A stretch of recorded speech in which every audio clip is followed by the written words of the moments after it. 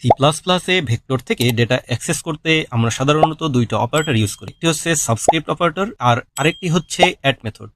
কিন্তু প্রশ্ন হলো আসলেই কোনটা বেটার? চলুন খুব সহজভাবে বুঝে নিই। সাবস্ক্রিপ্ট অপারেটর অনেক ফাস্ট, কারণ এটা কোনো বাউন্ড চেকিং করে না।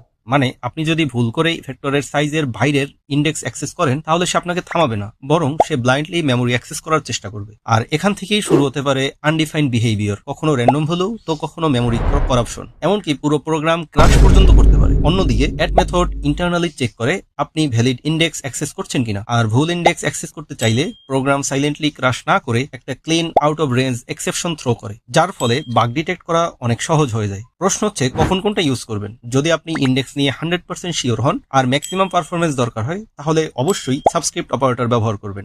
স্পেশালি কম্পিটিটিভ প্রোগ্রামিং এ এটি বেশি ইউজ করা হয়। কিন্তু প্রোডাকশন লেভেল রিলায়েবল কোড লিখতে অবশ্যই অ্যাড মেথড ব্যবহার করা উচিত, কারণ এটা আপনাকে হিডেন বাগ থেকে প্রোটেক্ট করে। এখন চয়েস আপনার, স্পিড নাকি সেফ।